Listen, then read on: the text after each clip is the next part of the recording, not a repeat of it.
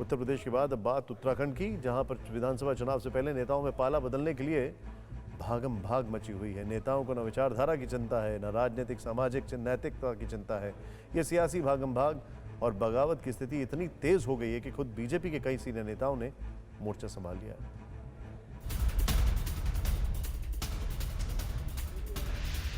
BJP ने उत्तराखंड में बगावत रोकने के लिए टीम बनाई है। उत्तराखंड में बीजेपी के सभी 7 सांसदों की एक टीम बनाई गई है। ये टीम टिकट बंटवारे के बाद विद्रोह को रोकने की कोशिश करेगी। टिकटों के ऐलान से पहले ही टीम को सक्रिय किया गया है।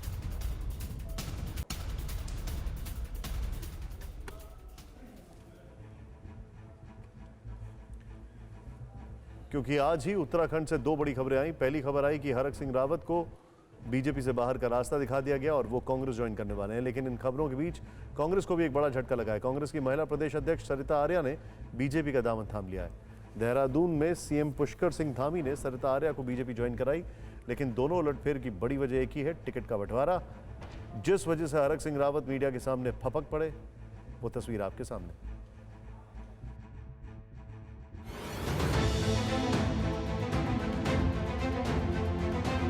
मैं कांग्रेस सम्मिलित हो सकता हूं, मैं सोनिया गांधी से मिलने गया, एकदम 100% झूठ था। मैंने अमित शाह जी से वायदा किया था, उन्होंने मुझसे कहा था भाई तुम्हारी मेरी दोस्ती है, ये दोस्ती अंतिम सांस तक रहनी चाहिए। मैं बड़ा घुटन भरी जिंदगी जी रहा था, लेकिन आज मेरा ये बोझ बहुत हल्का हो गया है। देवभूमि से इनका विनाश होना है, इनके उल्टे दिन आ गए। मैं मानता हूं कि इनकी सरकार नहीं आ रही थी उत्तराखंड में। सफाई, घुटन, गुस्सा, खींच, भविष्यवाणी और फिर न्यूज चैनल के सैकड़ों कैमरे के सामने आंखों से छलकते आंसू, ये सब यूं ही नहीं हुआ है।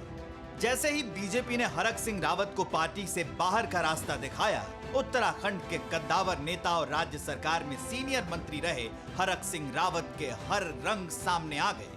उन्होंने अमित शाह से अपनी दोस्ती की दुहाई से लेकर सूबे से बीजेपी की विदाई तक की भविष्यवाणी कर दी। 200% जा रही है, पहले भी जा रही थी, अब तो पहले 100% जा रही थी। अगर मैंने अमित शाह जी से वायदा किया था, उन्होंने मुझसे कहा था भाई तुम्हारी मेरी दोस्ती है, ये दोस्ती अंतिम सांस तक रहनी चाहिए। मैं बड़ा घुटन भरी जिंदगी जी रहा था, लेकिन प्रेस कॉन्फ्रेंस में रावत ने यह भी कहा कि ना बहु अनुकृति गुसाई को टिकट दिलाने के लिए दबाव बनाया, ना कांग्रेस में शामिल होने की बात की, ना ही देर रात सोनिया गांधी से मुलाकात की। सोशल मीडिया पर जो भी अफवाहें उड़ी सब झूठी हैं, 100% झूठी। क्योंकि सोशल मीडिया में जो मनगढ़ंत फर्जी समाचार चल रहा था कि मैं कांग्रेस सम्मिलित हो सकता हूं, मैं सोनिया गांधी से मिलने गया, एकदम 100% झूठ था। लेकिन रावत जी जो भी कहे, जिस तरह भी सफाई दी, खबर पक्की है कि रावत बहू को टिकट दिलवाने के लिए दिल्ली भी पहुंचे, लेकिन निराशा हाथ लगी और बीजेपी को इनके कहे पर भरोसा नहीं हुआ। आनन फानन में पार्टी ने चुनाव से ठीक पहले बगावती तेवर अपनाने के चलते 6 साल के लिए पार्टी से निष्कासित कर दिया। रविवार देर रात ही मुख्यमंत्री पुष्कर सिंह धामी ने भी सख्ती और तेजी दिखाते हुए मंत्रिमंडल से छुट्टी कर दी। साथ ही डंके की चोट पर यह भी कह दिया कि हरक के जाने से कोई फर्क नहीं पड़ता। वंशवाद से दूर चलने वाली पार्टी है और सबका साथ, सबका विकास, सबका विश्वास और सबका प्रयास जो एक मंत्र है, उस मंत्र को लेकर हम आगे बढ़ रहे थे। उसमें कई बार जब वो बातें करते थे तो हम लोग असहज भी होते थे, लेकिन फिर भी चूंकि हमारी पार्टी, हमारा परिवार बड़ा परिवार है, हमने कोशिश करी हमेशा उनको लेकर चलें। लेकिन यहाँ पर चूंकि स्थितियाँ ऐसी हो गई कि वो अपने समेत अपने परिवार के लिए और अन्य लोगों के लिए पार्टी पर दबाव कर रहे थे, तो इसलिए पार्टी ने निर्णय लिया। अब सवाल है कि आखिर इतनी जल्दबाजी में हरक सिंह की बीजेपी से विदाई क्यों हुई? क्या हरक सिंह रावत बहु अनुकृति गुसाई के लिए टिकट की मांग कर रहे थे? क्या वो अपने समर्थक विधायकों के साथ कांग्रेस में शामिल होने वाले थे? इन सवालों का जवाब भी उत्तराखंड के बीजेपी एमएलए दिलीप रावत ने दिया।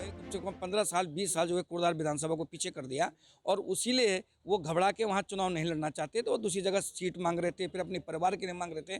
तो भारतीय जनता पार्टी परिवार के आधार पर किसी को टिकट नहीं देती। वो हालांकि सबसे बड़ा सवाल यह है कि कांग्रेस से 6 साल पहले बगावत कर भारतीय जनता पार्टी में पहुंचे हरक सिंह रावत अब फफक रहे हैं। तो क्या उनके आंसू उत्तराखंड की चुनावी राजनीति को प्रभावित कर सकते हैं?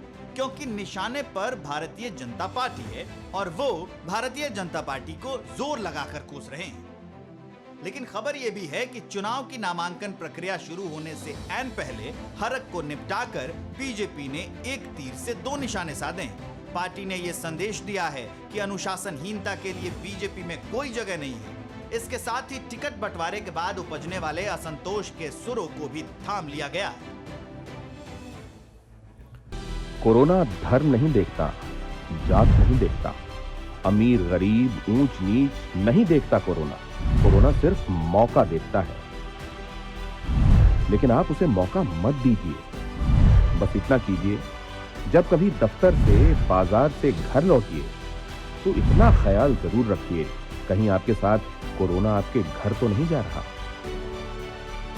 भूलिए मत, कोरोना अभी जिंदा है।